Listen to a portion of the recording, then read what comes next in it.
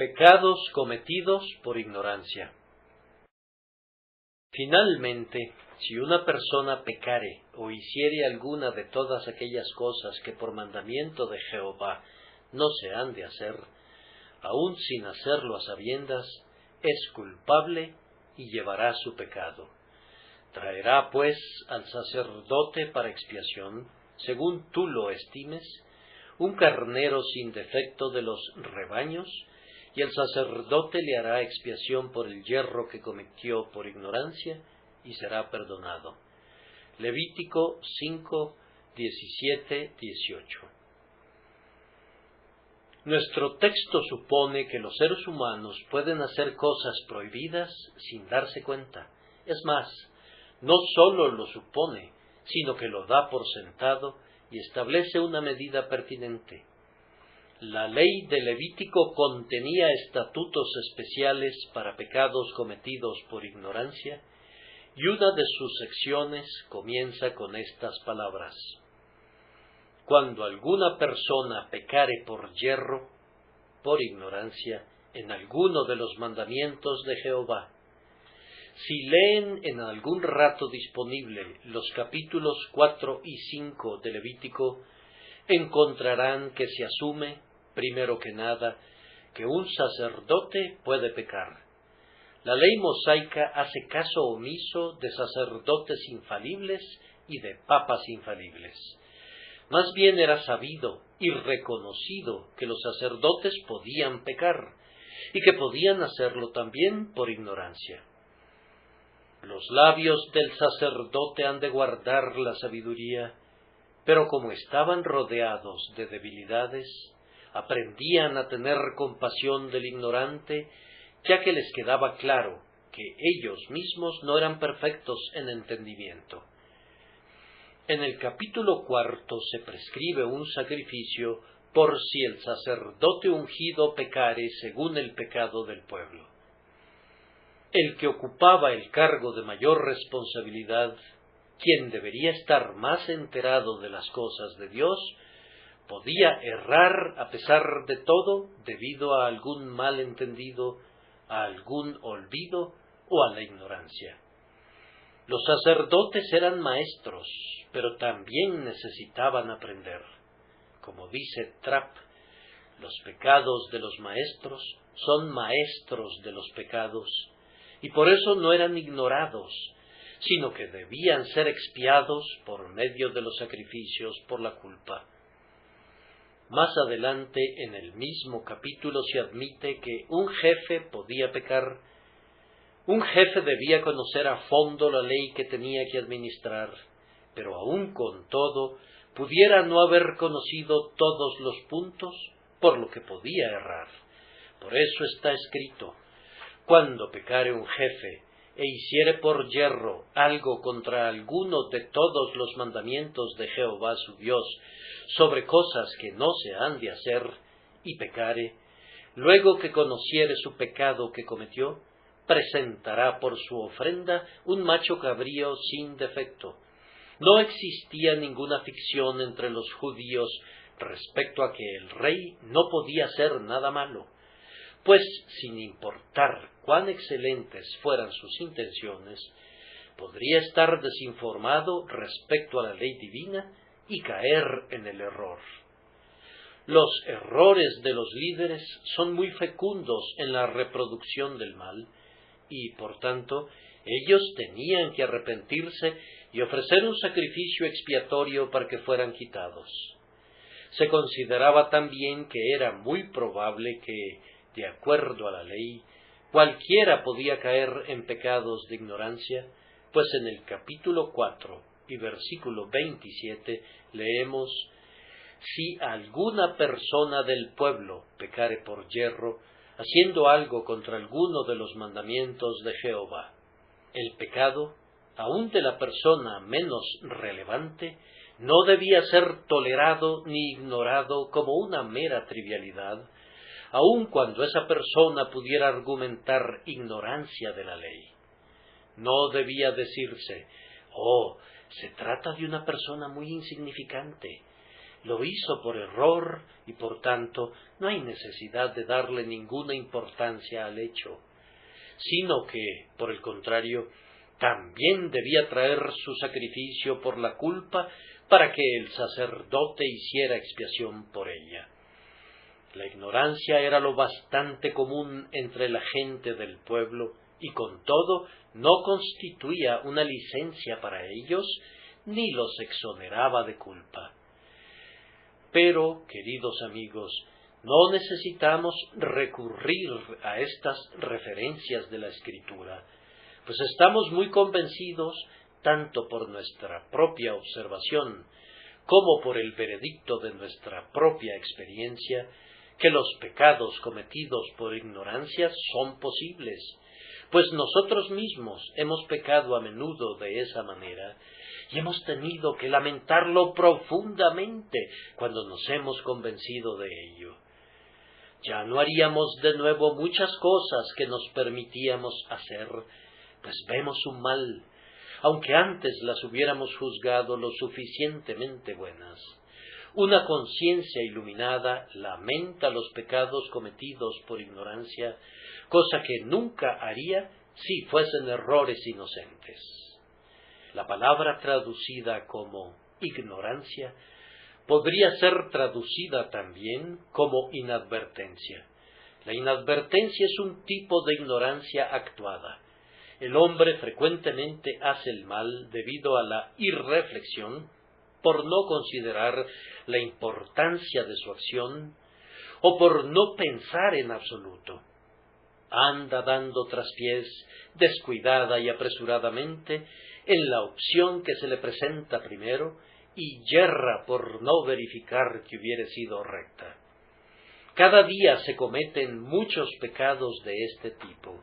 No existe la intención de obrar el mal, pero con todo se obra el mal. La negligencia culpable genera 1000 ofensas.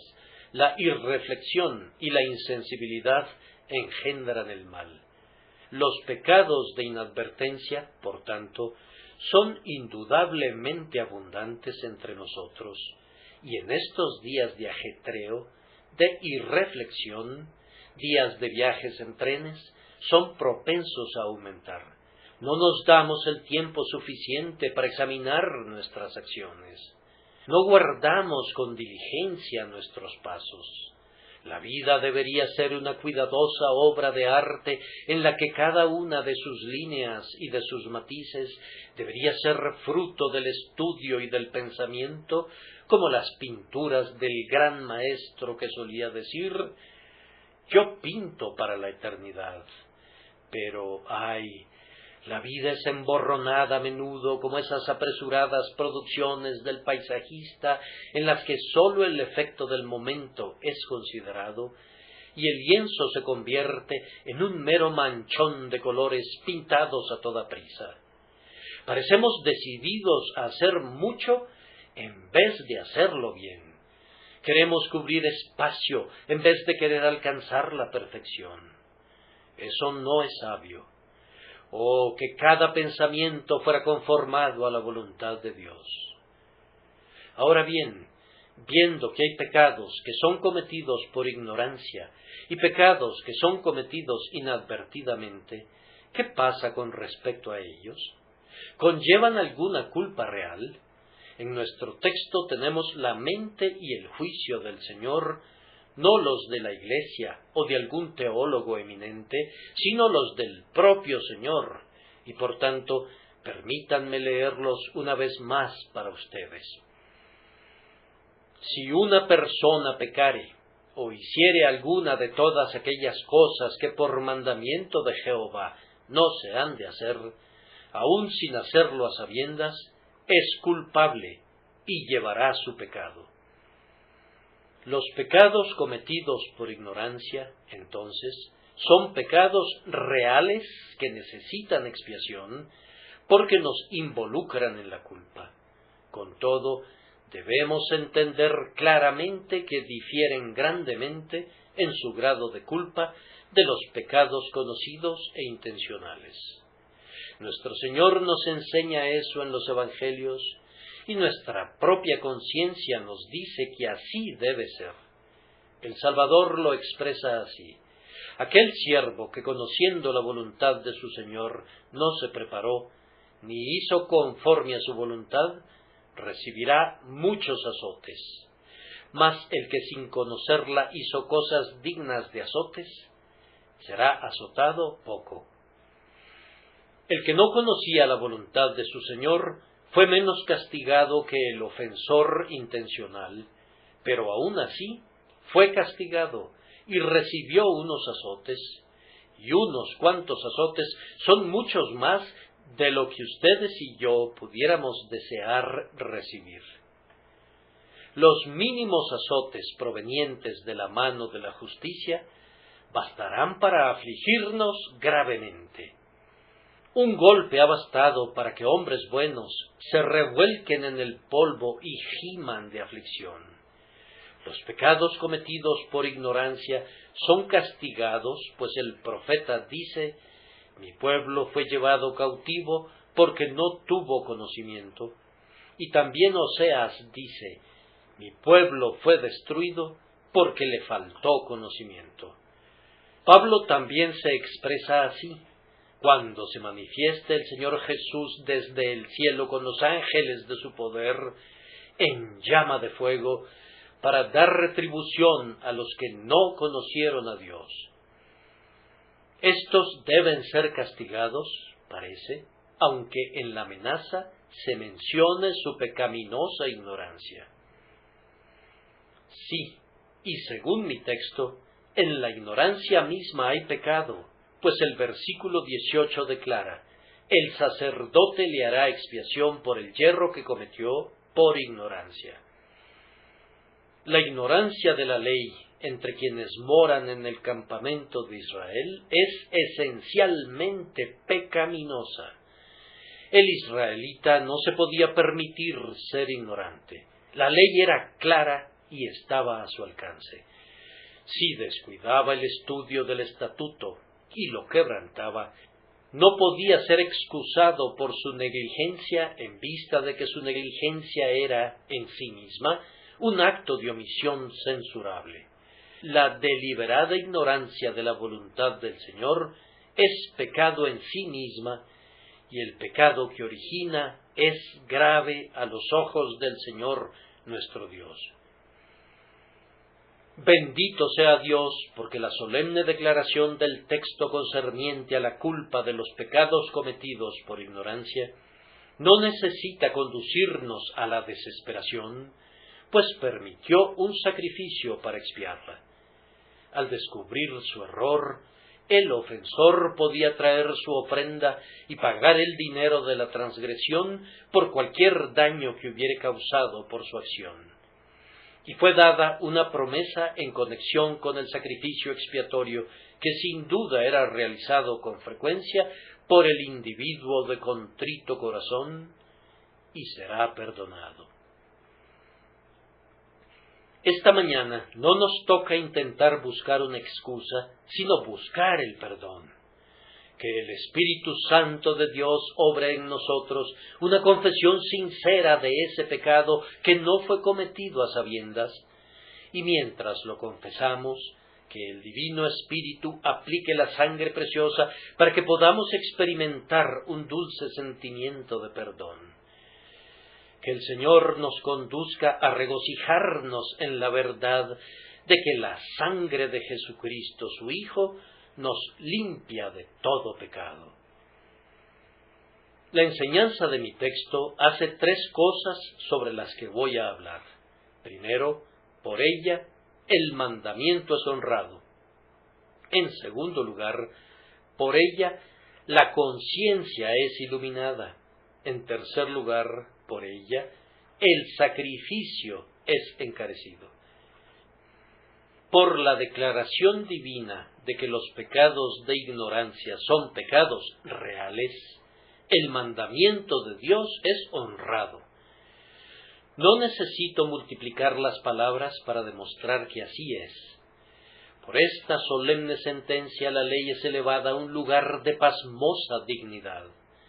Si realmente es así, que quebrantar uno de sus preceptos nos involucre en la culpa aun sin hacerlo a sabiendas, entonces la ley es en verdad entronizada en una terrible eminencia y ceñida con fuego. Ampliando este pensamiento, quisiera observar primero, queridos amigos, que mediante esto la ley es constituida como suprema autoridad sobre los hombres. La ley es suprema, mas no la conciencia. La conciencia es iluminada de manera diferente en diferentes hombres, y para la apelación definitiva en cuanto a lo bueno y lo malo, no puede recurrirse a tu conciencia que está medio ciega, ni a la mía. Yo podría condenar lo que tú permites, y tú difícilmente tolerarías lo que yo apruebo. Ninguno de nosotros es juez, pero todos somos igualmente culpables cuando somos juzgados por la ley. La apelación definitiva se hará así ha dicho el Señor, a la propia ley, que es la única norma perfecta por medio de la cual pueden ser medidos los actos y las acciones de los hombres. La ley, desde la supremacía a la que este texto la eleva, nos dice: no serás excusado porque tu conciencia no fuera iluminada, ni porque fuera tan perversa como para poner lo amargo por dulce y lo dulce por amargo. Mis exigencias son las mismas en cada jota y tilde, sin importar lo que tu conciencia condene o permita. La conciencia ha perdido mucho de su sensibilidad debido a la caída, pero la ley no es rebajada para que se adapte a nuestro pervertido entendimiento. Si quebrantamos la ley, aunque nuestra conciencia no nos culpe y ni siquiera nos informe del mal, con todo, el hecho queda registrado en contra nuestra. Debemos llevar nuestro pecado. La ley está por sobre la opinión humana, pues este hombre dice: tú puedes hacer eso, y un segundo individuo reclama que puede hacer otra cosa, pero la ley no cambia según el juicio del hombre, ni se doblega al espíritu de los tiempos o al gusto de la época.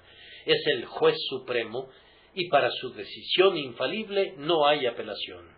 Lo bueno es bueno, aunque todos lo condenen, y lo malo es malo, aunque todos lo aprueben. La ley es la balanza del santuario que tiene una precisión milimétrica y es sensible aún a la más pequeña partícula de polvo de la balanza. Las opiniones difieren continuamente, pero la ley es una e invariable.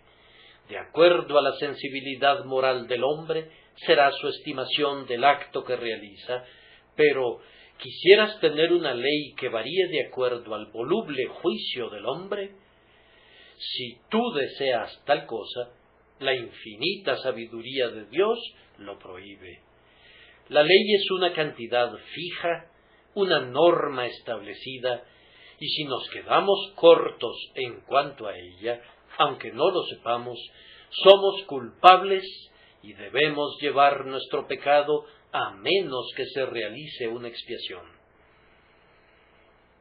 Esto exalta a la ley por encima de la costumbre de las naciones y de las épocas, pues los hombres son muy proclives a decir: es cierto que hice tal y tal cosa que no podría haber defendido en sí misma, pero, por otra parte, esa es la práctica comercial. Otras casas lo hacen. La opinión general y el consenso público han endosado esa práctica. Por tanto, yo no veo cómo podría actuar de manera diferente a los demás, pues si lo hiciera sería muy singular y probablemente terminaría perdiendo gracias a mi escrupulosidad. Sí, pero las prácticas de los hombres no son la norma de lo recto. Donde al principio han estado en lo correcto debido a una fuerte influencia cristiana, la tendencia para ellos es a deteriorarse y a quedar por debajo de la norma apropiada. El hábito, la práctica inveterada y la universalidad de lo malo Al final permiten a los hombres llamar a lo falso verdadero, pero no hay ningún cambio real obrado por eso.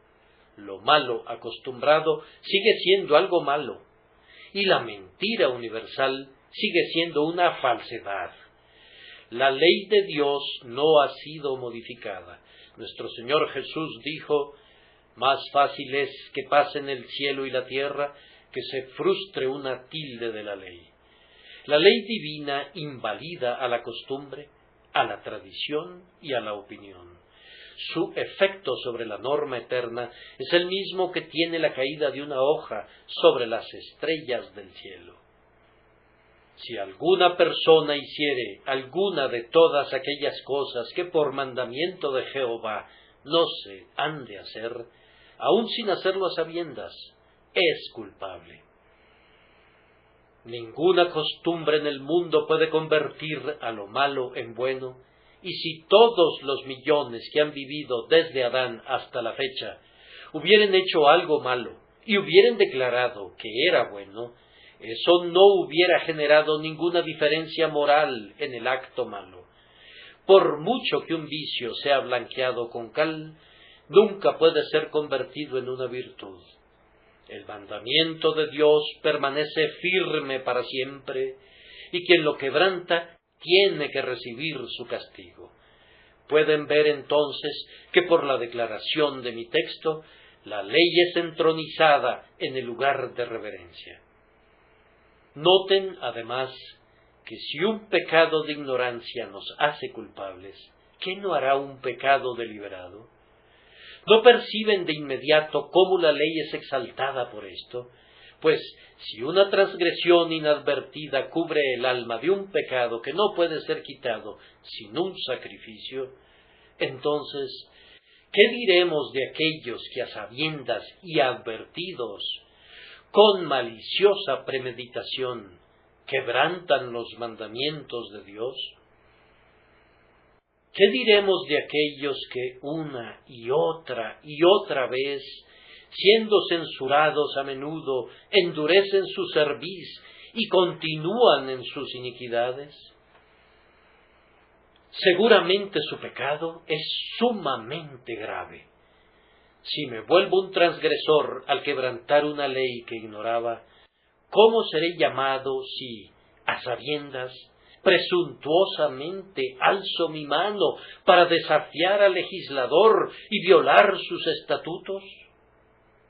Así también, queridos amigos, por la enseñanza de nuestro texto, los hombres fueron conducidos a estudiar la ley, pues si eran del todo de recto corazón, decían, debemos saber lo que Dios quiere que hagamos. No queremos dejar de cumplir sus mandamientos o cometer transgresiones contra sus preceptos prohibitivos por no conocerlos mejor. Acudían entonces a los profetas y a otros maestros y les preguntaban, dinos cuáles son los estatutos de la ley, ¿qué ha ordenado Jehová? Los hombres de mente recta eran guiados por un deseo de obedecer y de convertirse en ávidos estudiantes de la voluntad de Dios. Yo confío, amados amigos, que también seremos inducidos a hacerlo. Con el objeto de no quebrantar la ley por desconocer sus mandamientos, convirtámosla en nuestro estudio continuo. Escudriñémosla de día y de noche. Debe ser nuestra consejera y la guía de nuestras vidas. Sea esta la oración de cada uno de nosotros. Enséñame, oh Dios mío, lo que no sé. Hazme entender el camino de tus mandamientos, que no sea como el caballo o como el mulo, sin entendimiento, sino alumbra lo más íntimo de mi corazón. No sea que transgreda ignorantemente tus mandamientos. Pueden ver así que la ley era glorificada en medio de Israel, y los hombres eran conducidos a escudriñarla para saber qué era lo que el Señor requería de ellos. Un santo temor los impulsaba a una diligente lectura de los mandamientos para evitar caer en pecado inadvertidamente. Así eran frenados a menudo cuando estaban a punto de cometer un acto apresurado y eran inducidos a preguntarse: ¿qué quiere el Señor que hagamos? Sin una ordenanza como la de nuestro texto, habrían podido actuar apresuradamente y haber pecado repetidamente en la torpe prisa de un espíritu irreflexivo. Pero así eran frenados en su inconsciencia, eran llamados a la consideración y eran conducidos a tener siempre delante de ellos el temor de Dios. De esa manera se les advertía que tenían que considerar sus acciones y examinar sus caminos, no fuera que por culpa de la irreflexión pecaran en contra de la ley. Y verán de inmediato, amados, que esto conducía a todo israelita sincero a enseñar la ley de Dios a sus hijos, no fuera que sus hijos erraran por culpa de la ignorancia o de la inadvertencia. El judío piadoso enseñaba escrupulosamente a sus hijos todo lo concerniente a la Pascua y a las fiestas anuales, al sacrificio diario y a la adoración del templo y lo pertinente al servicio de Dios. Los hacía aprender la ley moral y se esforzaba hasta donde le era posible para alumbrar su conciencia, sabiendo que el alma sin ciencia no es buena. Le decía a su hijo: retén el consejo, no lo dejes, guárdalo, porque eso es tu vida.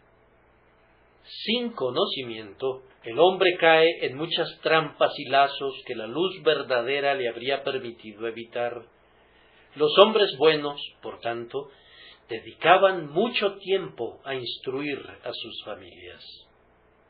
Venid, hijos, decían, oídme, el temor de Jehová os enseñaré. Eran celosos también de dar a conocer la ley en la medida de lo posible, diciéndole cada uno a su vecino: conoce a Jehová. El temor de cometer pecados por ignorancia era un acicate para la educación nacional y tendía grandemente a hacer que todo Israel honrara a la ley del Señor. Concluyo estos pensamientos notando que para mí el poder de revelar el pecado que tiene la ley es exhibido maravillosamente conforme leo mi texto. Yo sé que la ley es sumamente amplia, yo sé que su ojo es como el de un águila, y sé que su mano es pesada como el hierro, pero cuando descubro que me acusa de pecados que no tenía la intención de cometer, que escudriña las partes secretas de mi alma y que saca a la luz lo que mi propio ojo de autoexamen no ha visto nunca, entonces me domina el temblor. Cuando descubro que puedo presentarme delante del tribunal de Dios y ser acusado de iniquidades que seré muy incapaz de negar, pero de las que en este momento no estoy consciente del todo, entonces soy abatido hasta el polvo. ¿Qué ley ha de ser esta? ¿Qué luz es esta bajo la que nuestra conducta es colocada? Si comparas tu carácter lado a lado con el de tu semejante, es posible que empieces a elogiarte. Si lo miras a la tenue luz de la vela de la opinión pública, es posible que comiences a adularte, incluso si no vas más allá de una diligente búsqueda con la ayuda de tu propio juicio, podrías quedarte más o menos tranquilo todavía. Pero si la luz bajo la que estaremos al final será la luz de la propia pureza inefable de Jehová, si su omnisciencia detecta iniquidad donde nosotros no la hemos percibido, y si su justicia visita el pecado cuando ni siquiera estábamos conscientes de él, nuestra posición es solemne, en verdad. ¿Qué ley es esta que obliga a los hombres? Cuán severa y escudriñadora, cuán santo y cuán puro habrá de ser Dios mismo. Oh tú, 3 veces santo Jehová, nos encontramos sobrecogidos ante ti. Los cielos no son limpios delante de tus ojos, y notas necedad en tus ángeles. ¿Cómo entonces podremos ser justos contigo? Después de leer esto en tu propia palabra, vemos cuán justamente tú nos acusarás de necedad y cuán imposible es que esperemos ser justificados a tus ojos por alguna justicia propia nuestra. Así, hermanos míos, vemos que la ley es honrada. En segundo lugar, por la enseñanza del texto, la conciencia es despertada. Siento como si un gran golfo se abriera a mis pies cuando leo estas palabras. Si una persona pecare o hiciere alguna de todas aquellas cosas que por mandamiento de Jehová no se han de hacer, aun sin hacerlo a sabiendas, es culpable y llevará su pecado. Tú sabes, querido amigo, que eres un pecador deliberado y has quebrantado la ley de Dios conscientemente. Pero si puedes ser un pecador, aun sin serlo a sabiendas, ¿cómo se desplaza la tierra sólida lejos de tus pies como en un terrible terremoto? Y al igual que Coré, Datán y Abiram, te quedas aterrado al tiempo que el fuego consumidor sale del misterioso abismo. Nada de lo que es humano puede considerarse seguro después de esto. Piensa en los pecados que pudiste haber cometido. Pecados de pensamientos que han atravesado demasiado rápidamente por tu mente para que los recuerdes. Pensamientos que pasan por tu mente como meras imaginaciones, como nubes que flotan arriba en el cielo, que arrojan una sombra voladora sobre el paisaje y se disipan. Piensa en tus malos pensamientos, en tu placer al oír acerca de la inmundicia, en tus deseos, ambiciones y excusas por el mal. Todas esas cosas son iniquidades. Luego también nuestras palabras, nuestras precipitadas palabras de ira, de falsedad, de petulancia y de orgullo, nuestras palabras ociosas, nuestras palabras murmuradoras, nuestras palabras incrédulas, nuestras palabras irreverentes, palabras difícilmente intencionales, dichas casi sin pensar. ¿De qué multitud de ellas podríamos ser acusados? Y todas ellas están llenas de pecado.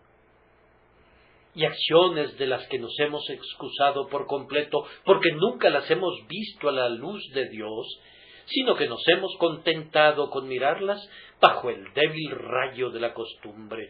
¿Acaso no son muchas las acciones que contienen pecado? Cuando pienso en todas las formas de mal, me veo forzado a temer que mucho de nuestra vida pudo haber sido un continuo pecado y que, con todo, tal vez nunca nos hayamos condenado o ni siquiera hayamos pensado al respecto. Recuerden ese gran mandamiento: amarás a Jehová tu Dios de todo tu corazón y de toda tu alma y con todas tus fuerzas. Cuán cortos nos hemos quedado de eso, tú y yo. Mentalmente no hemos servido a Dios a la perfección, ni tampoco los afectos lo han amado con toda la intensidad posible, ni el alma con sus deseos ha ido tras él tan ávidamente como debería. Verdaderamente somos culpables, mucho más culpables de lo que podamos imaginar jamás. Y en cuanto al segundo mandamiento, amarás a tu prójimo como a ti mismo, ¿quién de nosotros lo ha cumplido? ¿Hemos amado a nuestros semejantes con un amor que se haya aproximado siquiera a nuestro amor por nosotros mismos? Oh Dios, entre las variadas luces de tus 10 mandamientos, todos ellos incorporados en la blanca luz de esa importantísima palabra, amor, quedamos convictos y percibimos que nuestra ignorancia no nos ofrece ningún abrigo. Oímos tu voz y temblamos delante de ella al tiempo que tú dices, aun sin hacerlo a sabiendas, es culpable y llevará su pecado.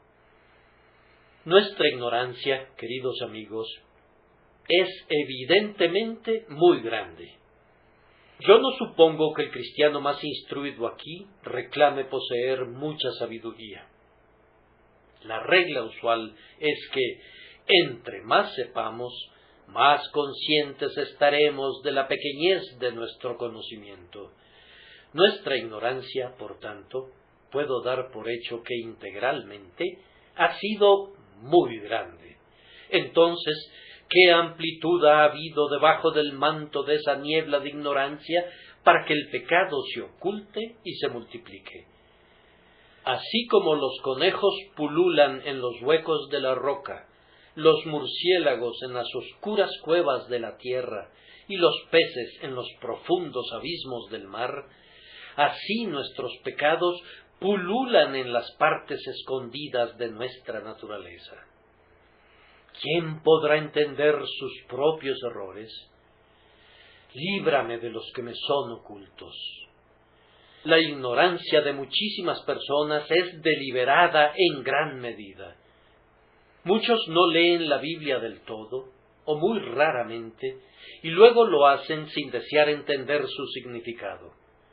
Aún algunos cristianos profesantes toman su religión de la revista mensual o de algún libro estándar escrito por un autor humano y adoptado por su denominación, pero pocos acuden a la propia palabra de Dios. Se contentan con beber en los torrentes enlodados de la enseñanza humana, en vez de llenar sus copas en la fuente de cristal de la propia revelación. Ahora, hermanos, si ustedes son ignorantes de cualquier cosa concerniente a la mente y a la voluntad de Dios, en el caso de cualquiera de ustedes, no es por falta de libro, ni por falta de un guía dispuesto a instruirlos en él. Pues he aquí, el Espíritu Santo espera ser generoso con ustedes en este sentido.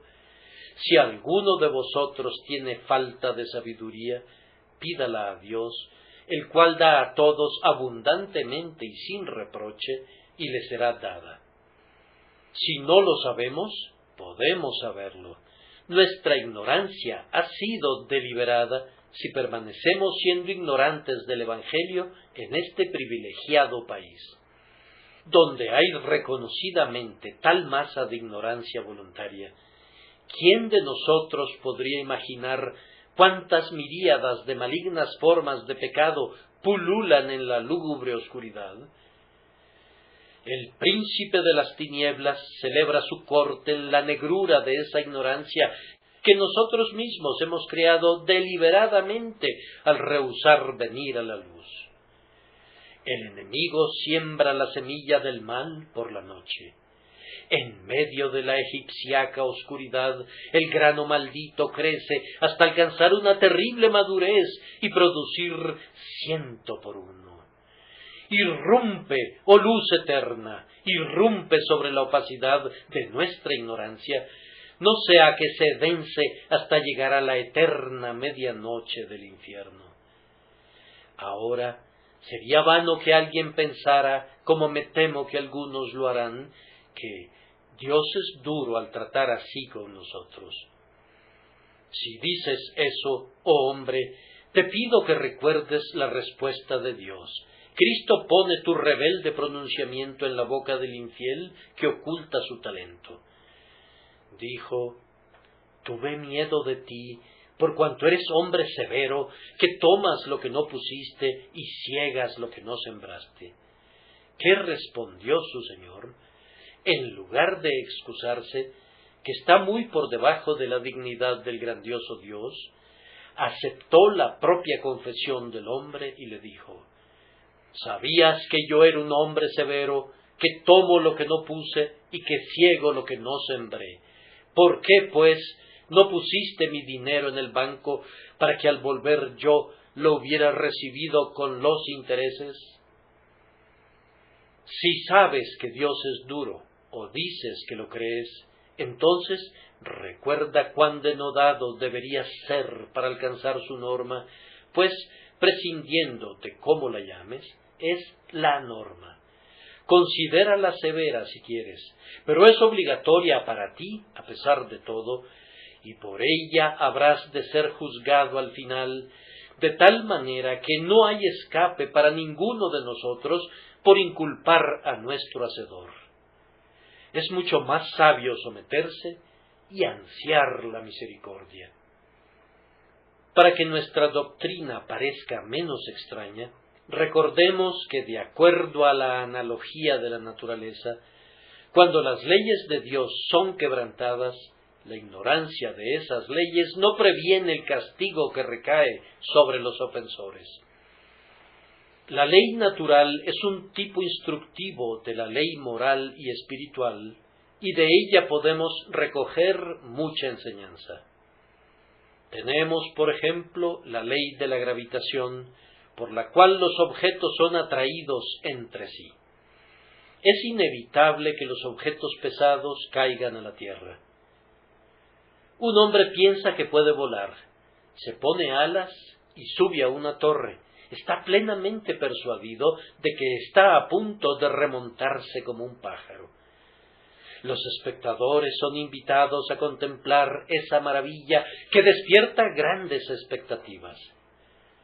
La ley de la gravitación está en contra del inventor, pero él no lo piensa así. El pobre hombre cree firmemente en su propio vuelo, pero en el momento en que salta de la torre, cae a tierra y solo se recobra su cuerpo destrozado. ¿Por qué Dios no suspendió su ley, ya que el hombre no la violó intencionalmente? No, la ley es rígida y no cambia, y quien ofende en ignorancia paga el castigo. He leído que los chinos en Pekín sufren con frecuencia severos inviernos.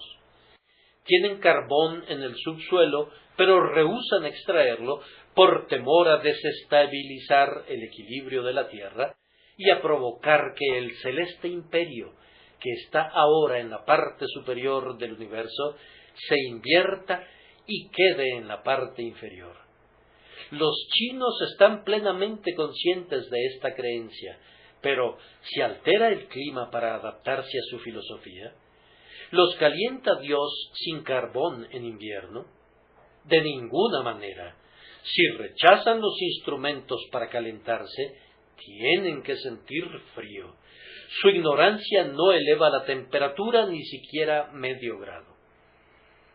Un médico, con el mejor propósito posible, se esfuerza por descubrir una nueva medicina para poder aliviar el dolor. Al hacer sus experimentos, inhala un gas letal, desconociendo que era fatal. Muere tan inevitablemente como si hubiera tomado algún veneno deliberadamente. La ley no es suspendida para recompensar su benevolencia y para evitar el fatal resultado de su error. Prescindiendo de cuáles hubieran podido ser sus motivos, él ha quebrantado una ley natural y le es aplicado el castigo establecido.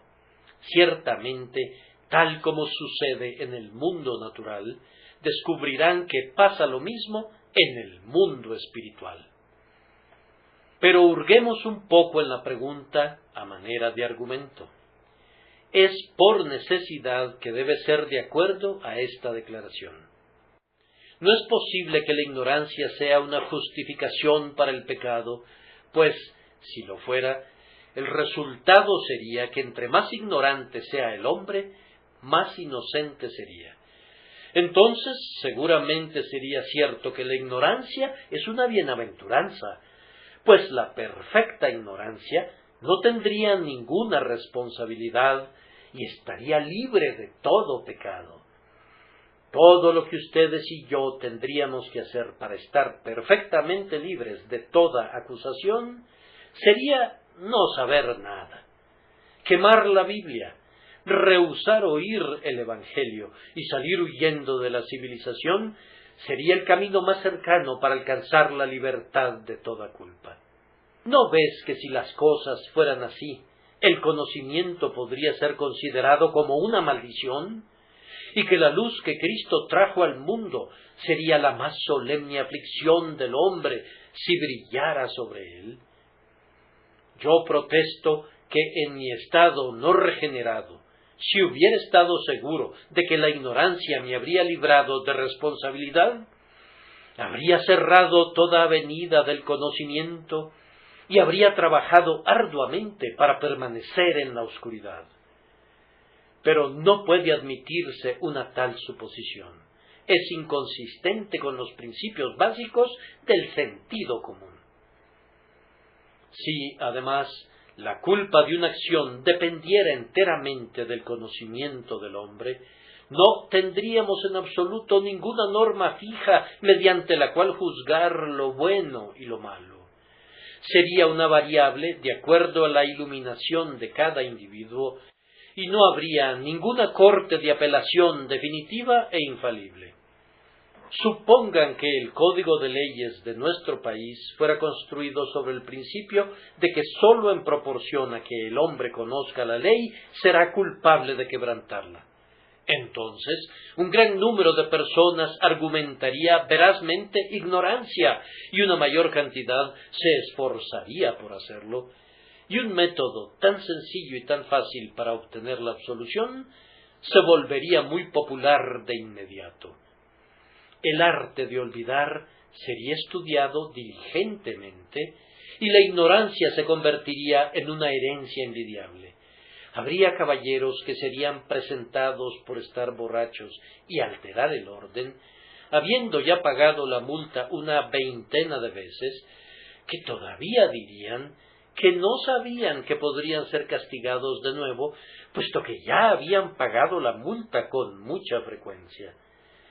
Se argumentaría la ignorancia tan continuamente que prácticamente eso pondría fin a toda la ley y los propios cimientos del Estado se verían socavados.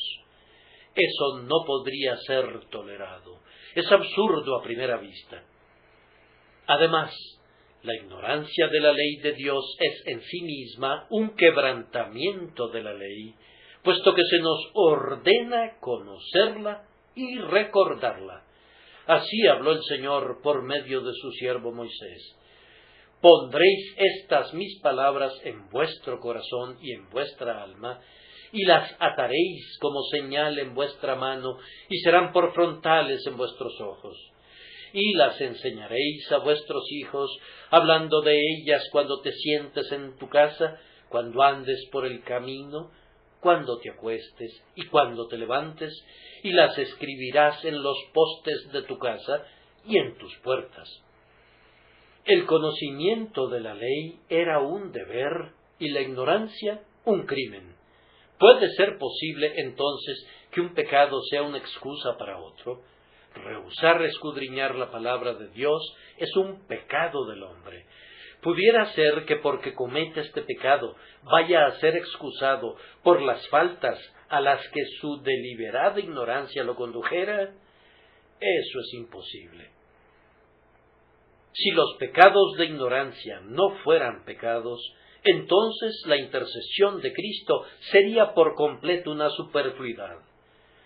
Ustedes recuerdan que nuestro texto el domingo pasado por la mañana fue habiendo orado por los transgresores, y lo ilustramos por el texto, Padre, perdónalos, porque no saben lo que hacen. Pero si no hubiera pecado, cuando un hombre no sabe lo que hace, ¿por qué nuestro Señor oró pidiendo perdón por la ignorancia de los transgresores? ¿Por qué pedir perdón si no fuera nada malo? La forma correcta de pedirlo habría sido, Padre, no te pido que los perdones, pues no hay ninguna ofensa que perdonar, en vista de que no saben lo que hacen. Pero por el hecho de que pidió el perdón, queda claramente demostrado que hay culpa en el pecado de ignorancia.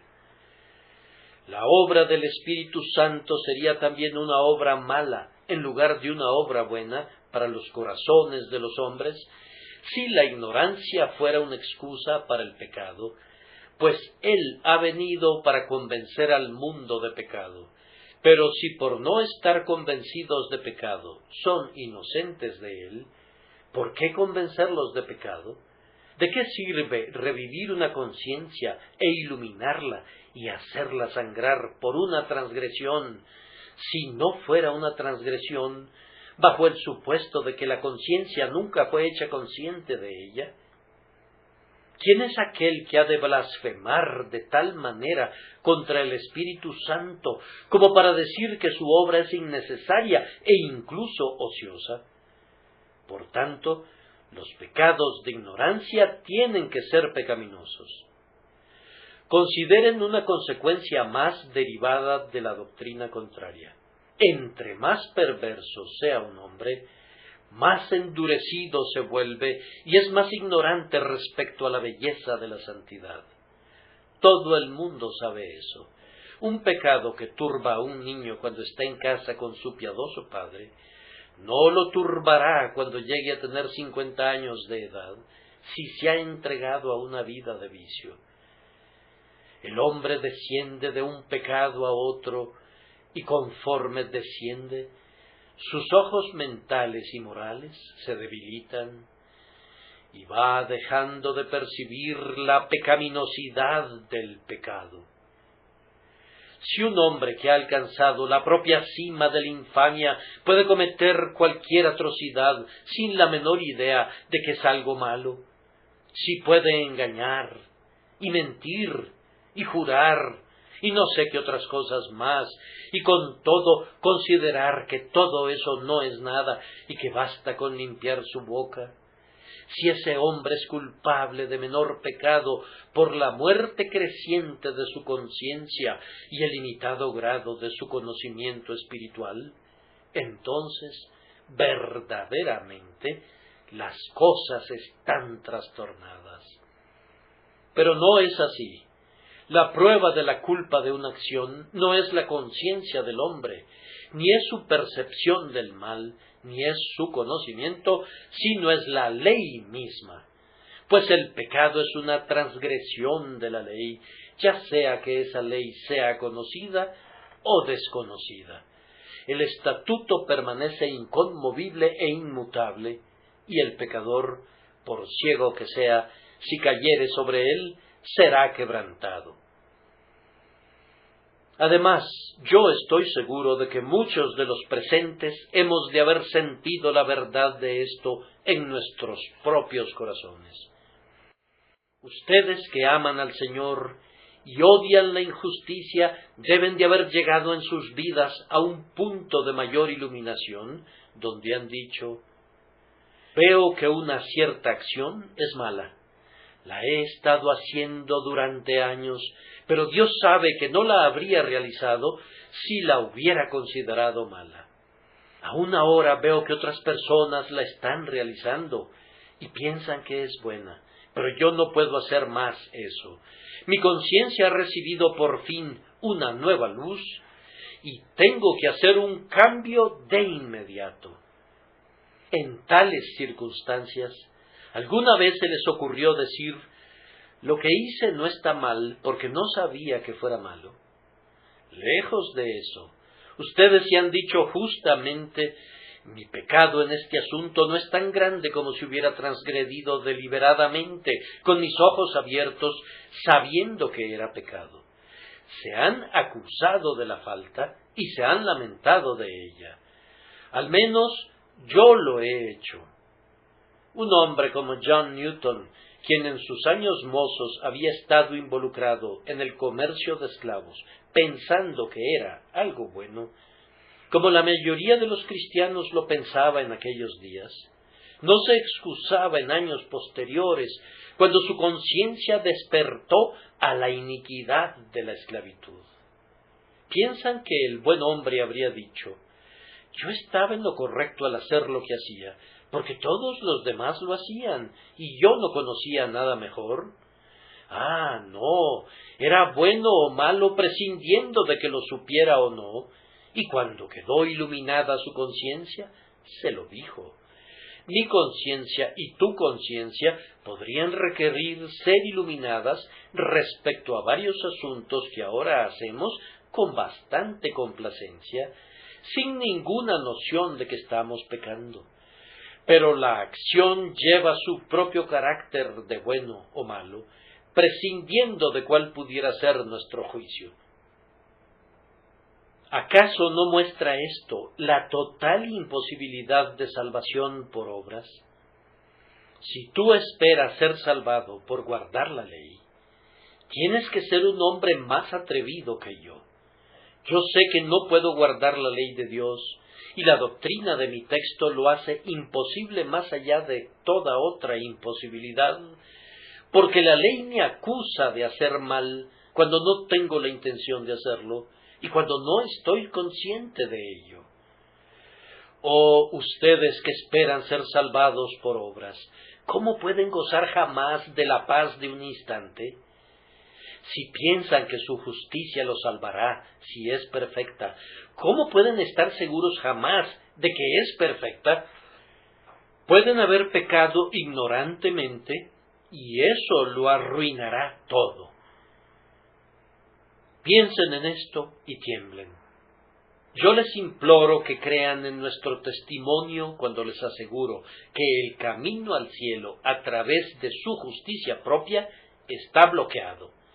10 grandes cañones Krupp que arrojan balas lo suficientemente grandes para enviar a su alma al infierno están apuntándolos por si intentan abrirse paso al cielo por esa empinada pendiente. Hay otra senda. Aquella cruz los dirige a ella, pues es el poste de señales del camino del Rey. Ese camino real al cielo está pavimentado con la gracia. Dios perdona a los culpables libremente porque confían en Cristo. Esa senda es tan segura que ningún león se encuentra allí, ni ninguna bestia rapaz se acerca allí. Pero en cuanto al camino de la justicia legal, no lo intenten, sino pongan mucha atención a las otras cosas que tenemos que decirles. Por la grande y terrible verdad del texto, el sacrificio es encarecido.